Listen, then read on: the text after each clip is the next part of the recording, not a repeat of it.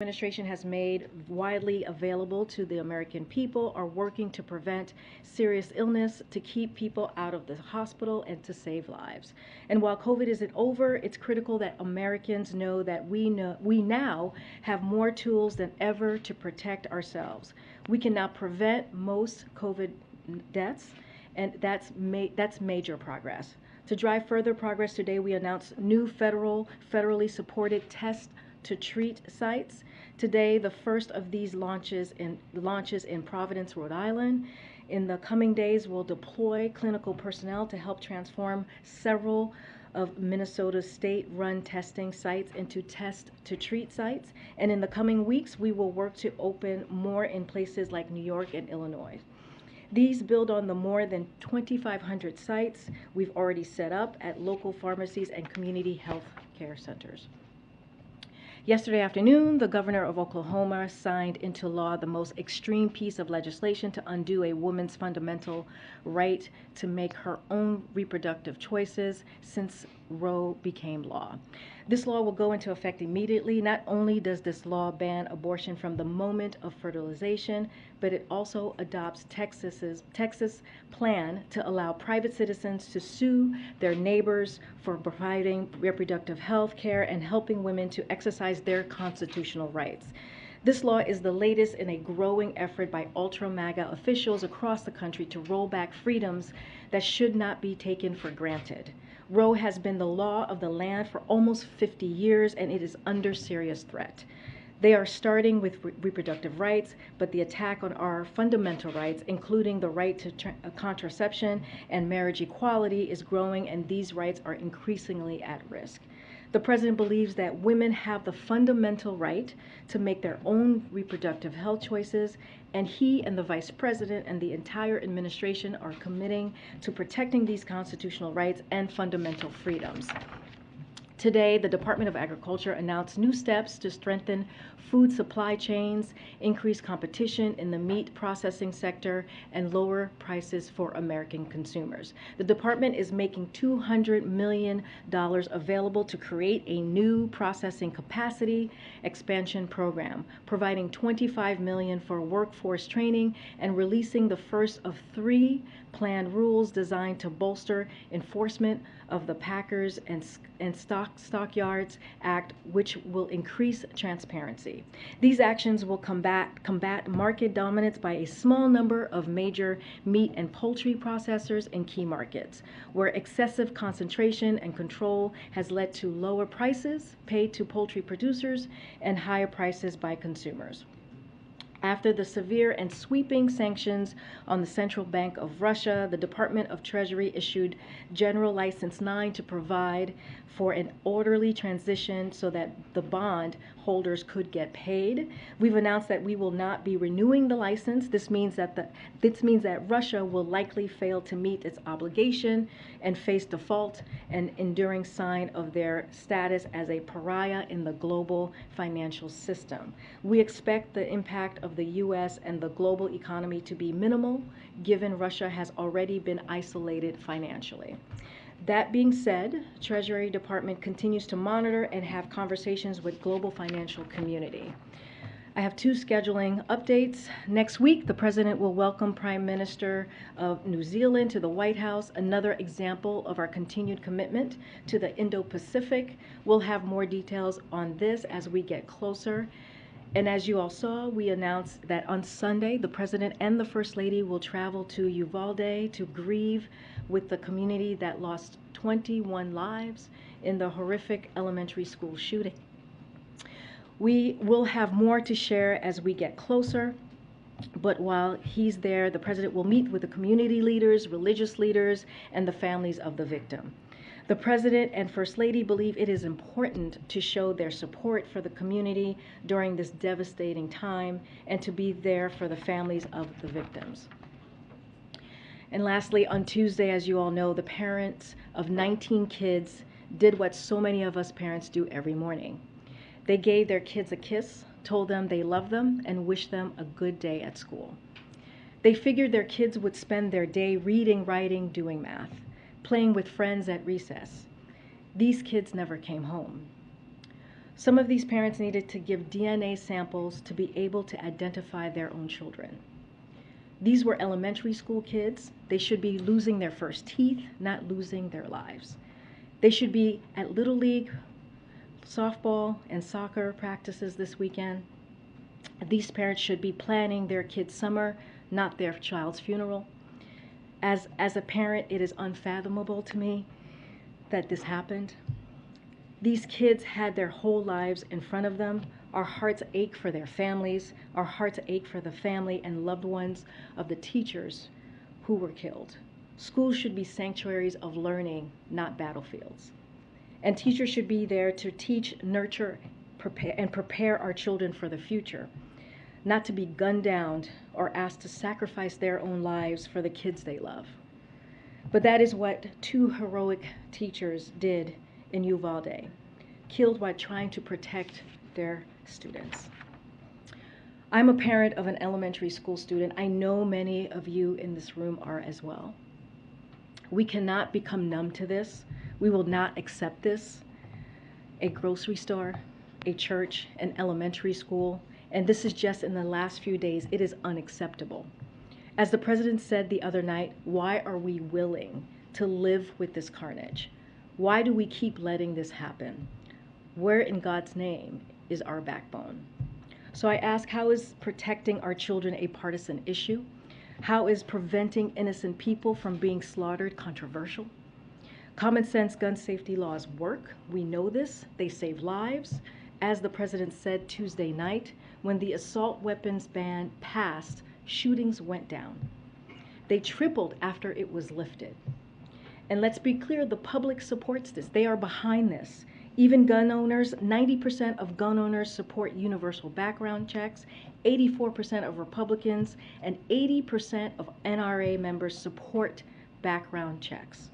As the president said this week, it is time to turn this pain into action. It's time for Congress to act. And with that, Darlene, I will take your question. Thank you.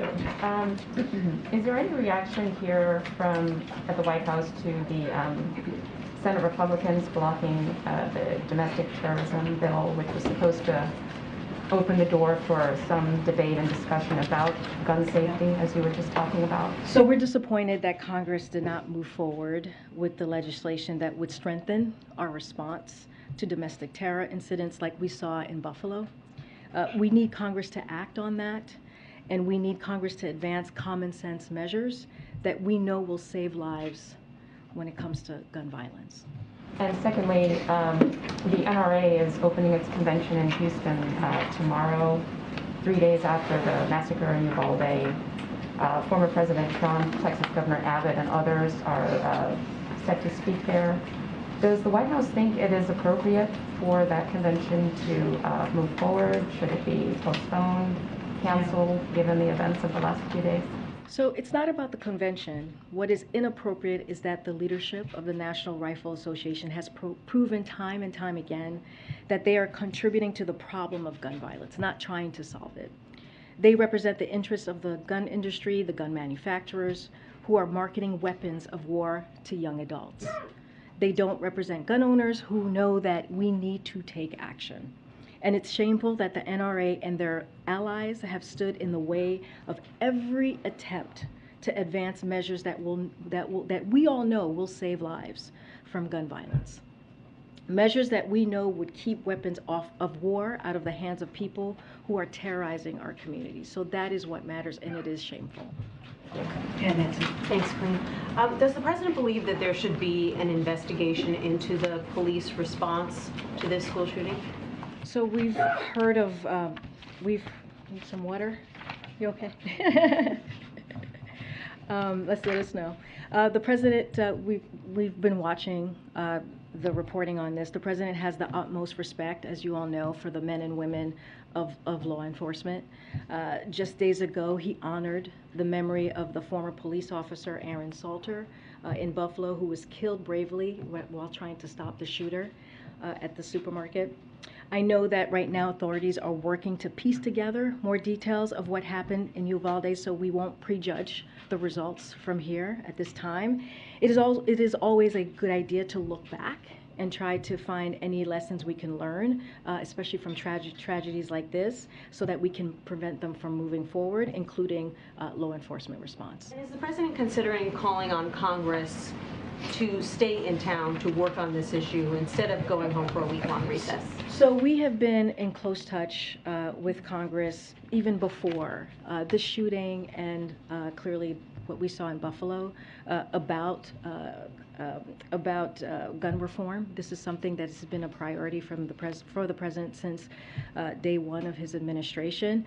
And we also have been in close touch, and we really appreciate what Senator Schumer and Speaker Pelosi have been doing. You know, the president has been very clear that it's time to act. It's time for Congress to act. The president has long urged Congress to take action to fight gun violence, including by expanding background checks, and he supports Leader Schumer's plan to bring legislation forward.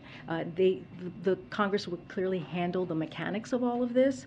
And, you know, as you all may remember, during the State of the Union, the president asked Congress to pass proven measures to reduce gun violence, pass universal background checks.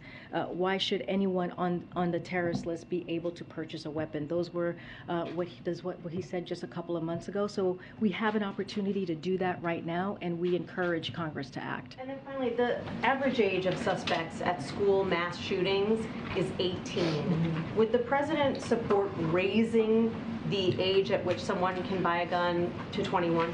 So the president was very clear about this just recently when he said that in his remarks just on Tuesday that it doesn't make sense for an 18-year-old to legally buy an assault weapon. And so he made very clear on Tuesday after he landed from Asia and had to deal with such a devastating news that happened in Texas. Yeah.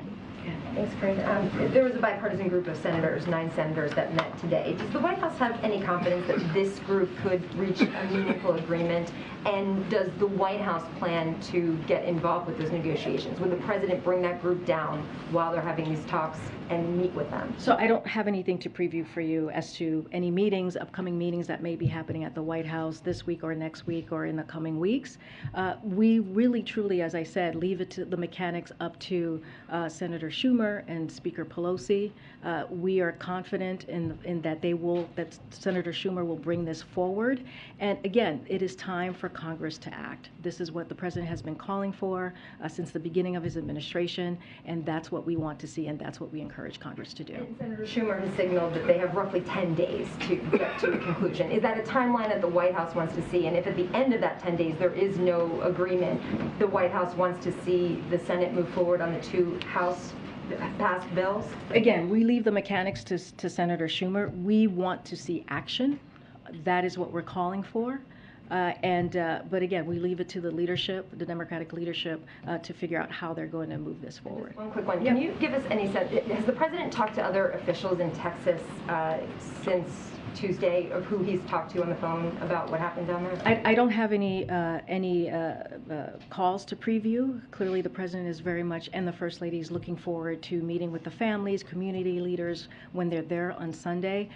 We have been trying to give the family some time to grieve, as this just happened 2 days ago. But again, he's going to see them on Sunday and have that opportunity to offer comfort. Karine, are you getting any sense that this time it's different, that there's a different climate on Capitol Hill that might be inclined to do some things? So I'll say this, Steve. You know, we have seen 2 horrific tragedies in just 2 weeks.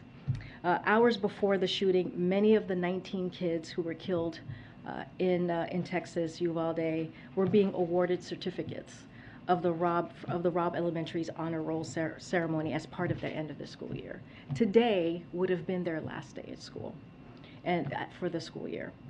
In Buffalo, on the same day that this happened just 2 days ago, 2 of the 10 people who were killed while going to the grocery store on a Sunday, like many of us do, were being buried and honored by their families. I'm talking about Aaron Salter, the security officer who first responded, and Celestine Cheney, a mother and grandmother of 6, were being buried by loved ones right in Buffalo on that same day. So America has more guns than people in this country.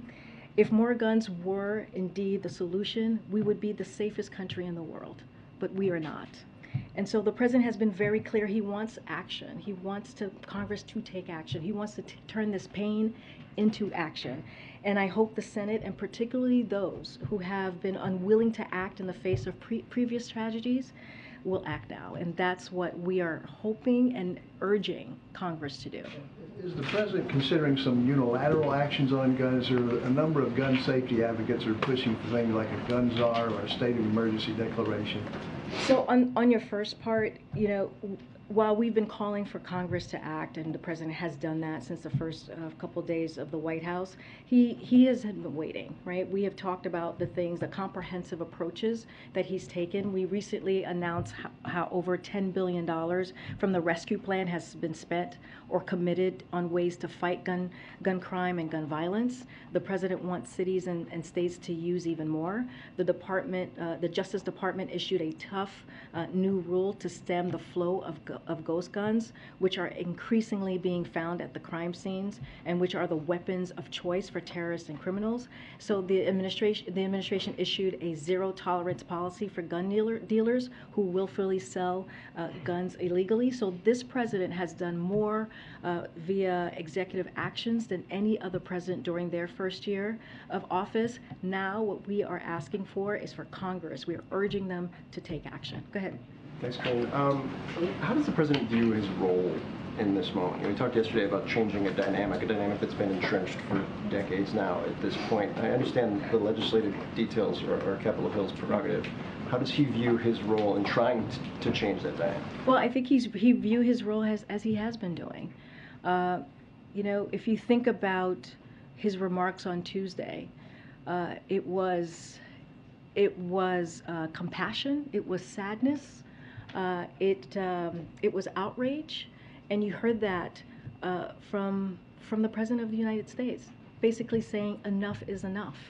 And this is something that he understands personally. This is a president who has worked on gun violence during his Senate years as vice president, and has leadership already from the first couple of days of stepping into this administration.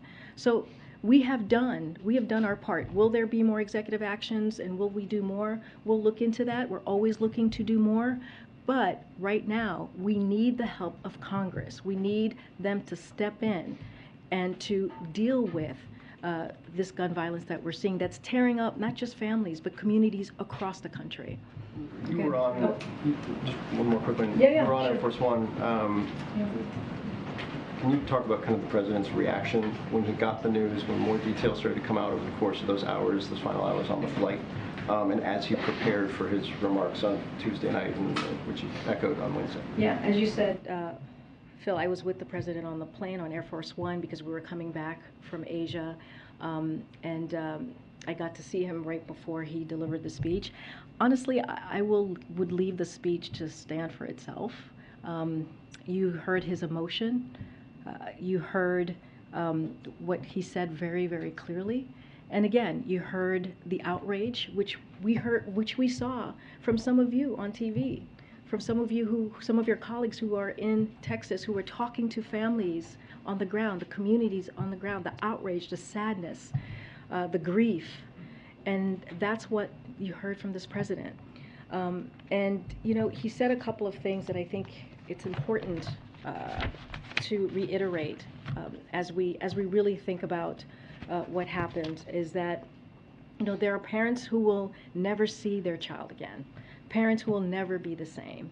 And the president said to lose a child is like having a piece of your soul ripped away. It's suffocating, and it's never quite the same.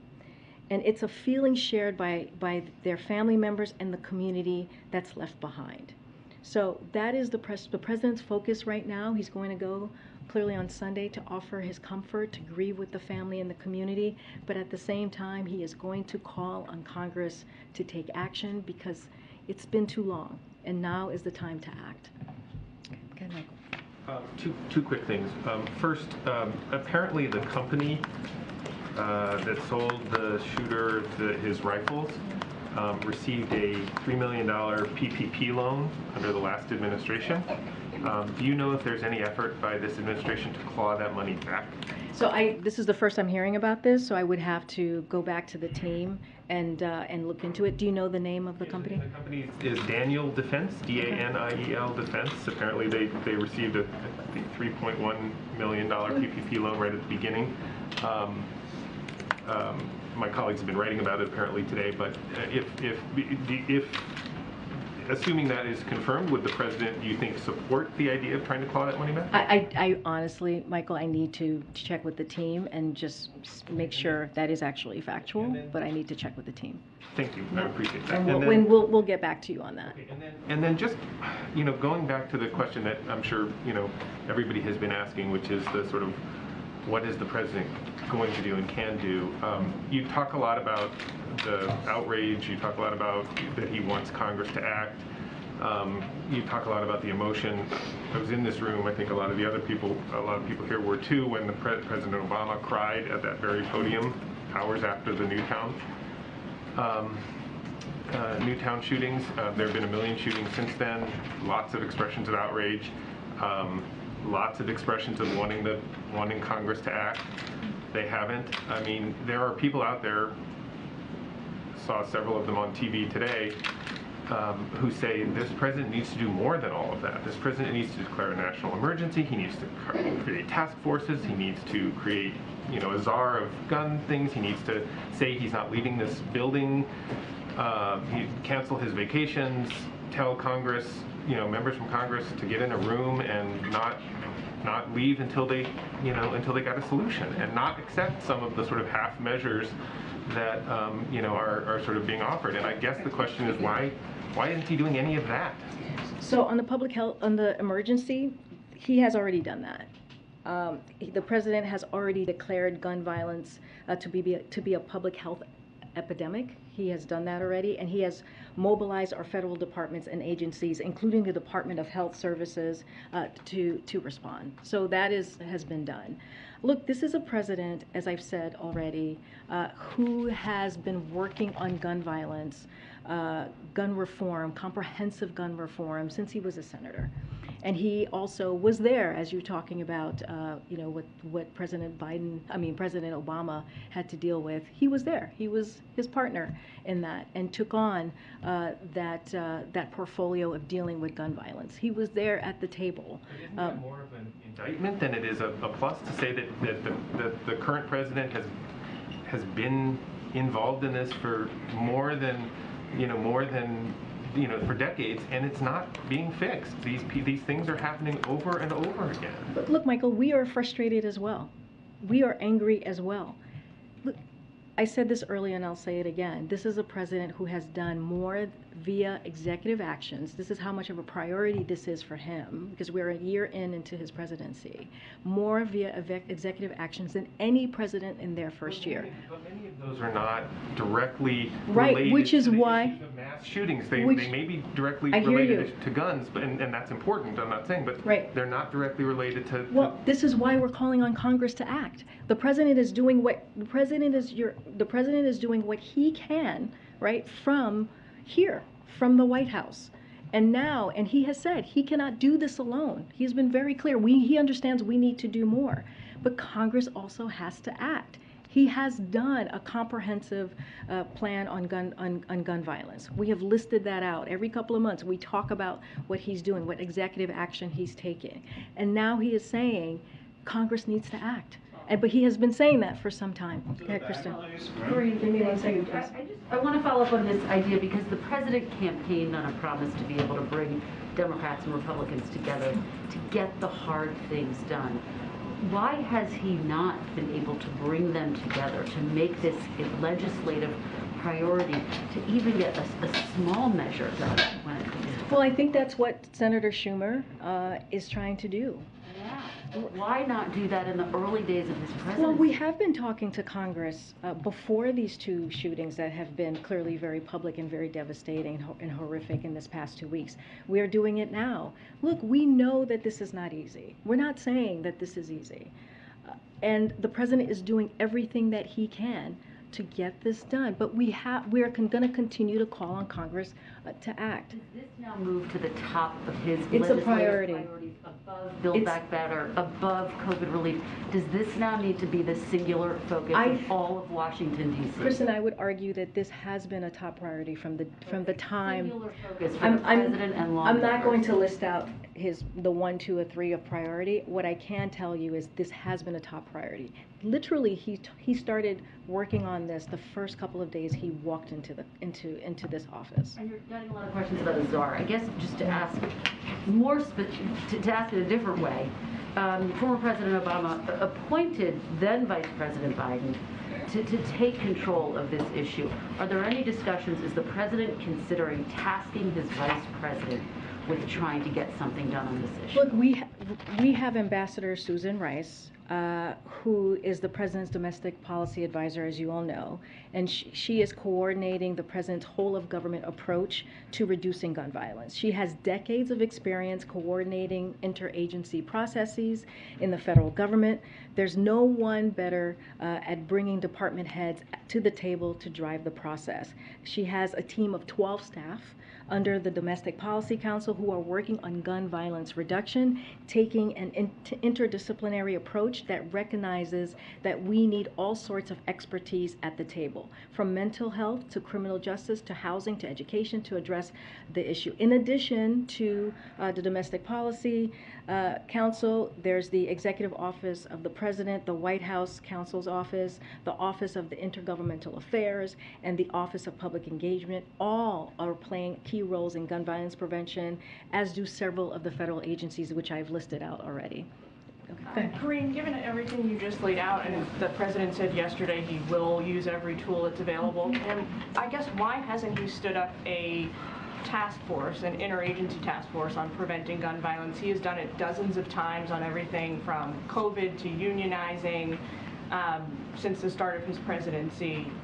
There's also an outstanding request, I believe, from House Democrats over the past year that he appoint a national director, I guess as Kristen said, and start a task force. Well, I just walked through a whole of government approach that we're taking. That's how important this is across departments here at the White House and also with several agencies. We're talking about the DOJ, Department of Justice, we're talking about HHS, all very much involved here on how we're moving forward. You know, I guess why not make an official interagency task force? Because we have a whole of government approach. We have a whole of government approach that I just mentioned that Ambassador Susan Rice is leading, along with other departments. And with that whole of government approach, we have been able to put forth executive actions at a level that we have not seen from any other presidents. We have been able to deal with this in a comprehensive way. What we are saying right now is that we need help. We need assistance. The president cannot do this alone. The Congress needs to act. They need to pass legislation so that we can deal with this on a federal level, legislative level. Last question, is the president making any, or is he considering calling or reaching out to the BORTAC agent who was injured in Uvalde while he was protecting students during the shooting? I don't have anything to preview or read out for you. As you know, he's going to on Sunday. He's going to be meeting with community leaders. He's going to be meeting with victims and family members, and so we'll have more to share. I just don't have anything to share at this time. Okay, I'll go to the back. Okay. Go ahead. Go ahead. It's hard to. I would like to ask you a question about the school shooting, but before that, I want to ask you a quick one about the FDA and the baby formula shortage there. It's lasted months, and we're not just talking about baby formula either. There are infants, children, and adults with different metabolic disorders who are risking permanent irreversible damage the longer they go without special formulas that are manufactured at Abbott Nutrition. I'm wondering, does the president have confidence in the FDA's ability to deal with situations like this? And as he's been monitoring the situation, does he still have confidence in his FDA director? Yes, and yes. So the FDA has an important mission, right? Is to make sure that the infant formula on the shelf isn't just available, but also that it's safe. And as a parent, I understand the frustration. I understand the fear of not knowing if you have safe and healthy food, baby formula in this case, for your kids. Unlike, Republicans in Congress and the previous administration, the president believes that FDA and particularly its food division needs to be well resourced to do its critical work and do regular annual inspection. So we have to just take a little bit of, give me a second here, take a step back. The current shortage exists because Abbott closed, as you know, a facility in Michigan due to safety concerns from the FDA. A facility that was a major producer of specialty formula, as you're asking me about, right? And so FDA has an obligation to protect the American people, and that's what Dr. Califf is going to be doing at the helm. But go ahead, you have a follow-up, go ahead. Second question, we've been having a lot of conversations about specifics when it comes to mass shootings, whether it's red flag laws or background checks. Getting down to brass tacks though, what does the president believe at this point is the purpose of the Second Amendment? And does he think that, given some of the tragedies that we've seen, that there should be a discussion about its ultimate purpose and whether or not it's currently in date? So the president's been very clear. What he is calling for is common sense gun reform. That's it. He's calling for common sense gun reform to make sure that if you go to a church, you go to elementary school, you go to a grocery store, that you're not gunned down. That's what he's asking for. We're not talking about the Second Amendment or doing anything to get rid of the Second Amendment. We're talking about making sure 19 kids and 2 teachers died. That's the second major mass shooting that has occurred in 2 weeks. And that we're not even talking about the crime that we see, the gun violence that we see across the country on a regular basis. So we have to make sure that we have gun reform. That's why we're calling on Congress to act. Okay. Go ahead, April. I'm trying to stay in the back. Karine, I want to ask you about an issue that's been in the news nationally and internationally, the grains issue. House Foreign Affairs Committee Chair Greg Meeks is in Europe meeting with world leaders on the issue. He says that's all people are really talking about right now is the grains issue. And as you know, there's a blockade of the Black Sea. Russia's blockade of the Black Sea for the exports of grain. Yep. And also India is having a problem, so the issue is Russia. Will this White House look at relenting when it comes to issues of sanctions against Russia to allow the grains to go out? Because right now, Meeks is saying the issue is starvation, as well as prices in the grocery store. So the question that you're asking about, if I'm getting this right, is like Russia has made a proposal to us to allow exports in exchange for lifting the sanctions. Yeah. And so, we want to be very, very clear here because this is very important. This is Russia who is actively blocking the export of food from Ukrainian ports and is increasing world hunger. This is on them. Russia should immediately cease its war on Ukraine, which is devastating global food security, and allow the free flow of Ukrainian food. Before Russia attacked Ukraine in February, Ukraine was the world's largest export of sunflower oil, the 4th largest export of corn, which is what you're asking about, April, with the wheat, and one of the largest exports of wheat, this is what you're asking about. Now, there are tons of products sitting in silos in Ukraine and on ships that are unable to set sail due to Russia's naval blockade. And to be clear about something that has been the subject of Russian disinformation, sanctions from the United States and its allies and its partners are not preventing the export of Ukrainian or Russian agriculture, including food and fertilizer, nor are they preventing the ordinary transactions that are necessary for these exports, such as banking or shipping. Therefore, even according to the terms of their own apparent proposal that they have presented us, Russia should immediately allow Ukrainian agriculture exports. Go ahead. There's no conversation at all about lifting sanctions. You're saying no. There is not. Remember, this is Russia's doing. This is on Russia. No. Okay. Oh my gosh.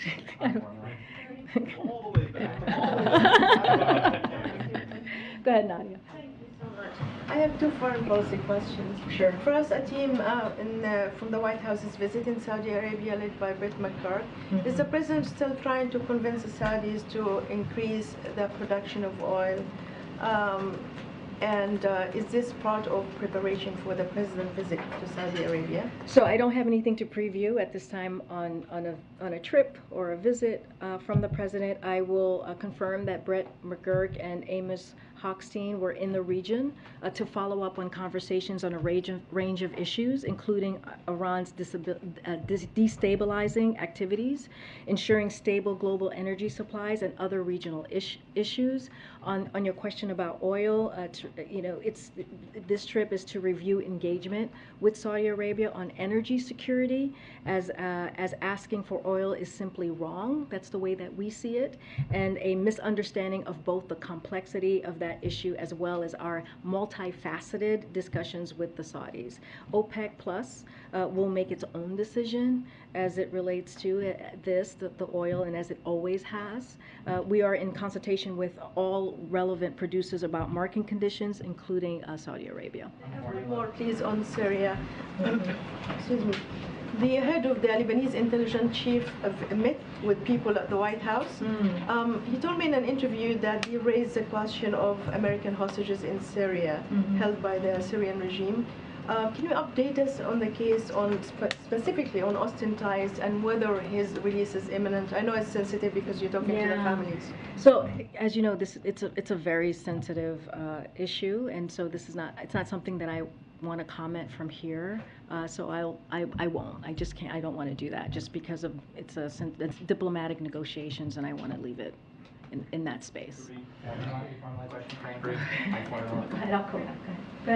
Has the White House detected any mood shift that makes you optimistic after this shooting that something's finally going to happen, that something's finally going to get passed after 19 children were shot down? So, we don't have our finger on the pulse on the mood. What we can do is continue to fight for American families, for American communities, as we see the violence that has, especially the two major tragedies that we've seen these last 2 weeks, and call on Congress to act. The president, again, and I've stated this, he has taken executive actions over this past year and a half, which is more than any president has done in its first term, and he cannot do this alone. And so he is going to leave it to Senator Schumer, who is going through the mechanics of what that's going to look like, moving legislation forward. And so we appreciate their efforts, we appreciate his effort, we appreciate the Speaker's effort, and we're going to continue to have those conversations as we have been throughout this past year and a half. Go ahead. Thanks, Karine. So after the president visited with families in Buffalo, he was asked, what more can you do on guns via executive action? And he said, quote, not much on executive action. As Steve said, there are multiple gun safety groups that disagree with that statement and have pages of executive actions that they think the president can take. Does the president have any plans to meet with gun safety advocates? I know when he was vice president, he had hundreds of meetings in the EOB in his office there with groups. Does he plan to meet with them, and if not, why not? So I don't have anything to preview. Not at this time. I just talked about Susan Rice and her team, Domestic Policy Council. I've talked about the public engagement team and others, DOJ and also HHS. And those teams have been regularly talking to outside experts, outside groups over the course of this past year and a half. That's how we were able to put forward these executive action, comprehensive effort to deal with gun reform. So those conversations are going to continue. I just don't have anything to preview for you on this one. But just in terms of that sentiment, where the president says there's not much more on executive action that he can do, does this shooting in Texas change that? I think what just to speak to that, look, the president has done a lot. He really has. The fact that I'm able to state this historical fact of how much he's done in his first year and a half. But, we're always looking at what else we can do. But we have done you know, we have done so much. I just read it out, including stemming the flow of ghost guns, cracking down on gun trafficking, and using the American Rescue Plan funds to invest in keeping officers on the beat to fight gun crime and gun violence. And so we're going to continue constantly looking at additional executive action so we can move forward. But the president, again, cannot solve this problem alone. He needs Congress to do its job and to act. What role do you guys expect Senator McConnell to play on any sort of bipartisan gun legislation? Has the president plan to contact him or speak with him at all? And what are you hoping for from the Senate minority? You know, again, we're going to leave the mechanics to how this gets done to the leadership in Congress, Senator Schumer and Speaker Pelosi. We have had several conversations before these major shootings that occurred these last 2 weeks. This is an issue that has been a priority for this president since the moment he walked into this office. And as I mentioned, as a senator, as a vice president, and now as president. So there's an array of issues that we talk to Congress on a regular basis. And again, we're going to continue to have those conversations. On the gun issue, just a quick follow-up. Is one of the concerns of the White House that moving ahead with executive actions right now while there are talks in Congress could sink those talks in Congress? Is that why you're one of the reasons you might be holding back on moving forward with executive actions? No, I mean, we've been very clear. It's time for Congress to act. We cannot do this alone. The president cannot do this alone. So we're asking Congress to act so we can have federal laws to actually deal with doing gun reform, comprehensive gun reform. On the Summit of the Americas, President Bolsonaro of Brazil has said he plans to attend now. AMLO of Mexico is still making mixed signals. Can you say whether those invitations have now formally gone out to all those leaders, and are the governments of Venezuela and Cuba and Nicaragua going to be excluded? So we're still considering additional invites, and we'll share them when we feel it's appropriate, when it's final, and that's when we'll share them. I don't have anything right now to share as far as a list. And then just one last one. The CBO came out with a report earlier this week that showed inflation was going to remain above target going down, but still above target to the end of this year and then into next year. I mean, has the White House sort of painted too rosy a picture on how quickly inflation is going to go down given the projections that came out from CBO this week? So a couple of things. So as you mentioned, the CBO report came out yesterday. It projects stable, steady economic growth in the years ahead. As inflation eases, the deficit falls dramatically this year. On the deficit, the CBO projects that our deficit this year will fall by $1.7 trillion after it fell by $350 billion just last year. That's after the deficit increased every single year President Trump was in office, and it is a lower deficit for 2022 than the CBO projected before passage of the American Rescue Plan. That means that our strong economic recovery, powered by the President's economic and vaccination policies, also improved our nation's fiscal position and reduced our deficit. On growth and inflation, CBO projects the economy to grow by 3.1% this year and 2.2% next year, with core personal consumption exemption, that's PCE inflation, falling to 2.3% by the end of next year. This is the kind of transition from a historic economic recovery. Again, steady, stable economic growth that works for working families that the president's policies are designed to bring about. So that's how we're viewing the CBO report. Go ahead. You had something on formula, you said? Can you tell us if there are any more flights planned from foreign flights for formula?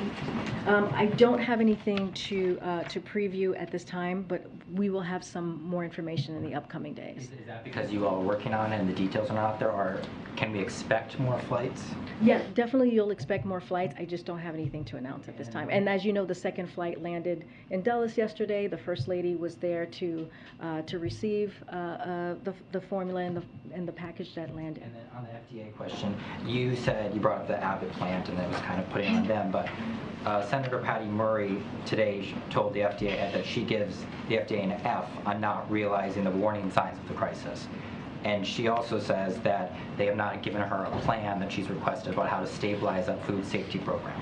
So is there anything the White House can ensure that the FDA has been responsive to Senator Murray and those on Capitol Hill. So let me just first say this.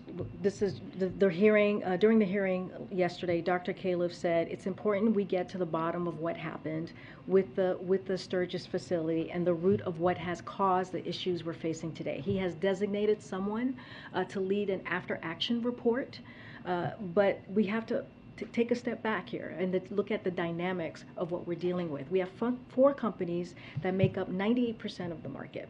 An industry that's concentrated means more vulnerability to the supply shocks and fewer options for consumption. And because of Abbott's voluntary recall, there have been huge disruptions to formula supply of a highly concentrated market. So we have to fix this. So our focus right now is on getting more infant formula supply to families across the country as quickly as possible, as well as running a historic agenda to diversify markets and grow the number of companies competing for your business. This is what will help avoid situations like this in the future.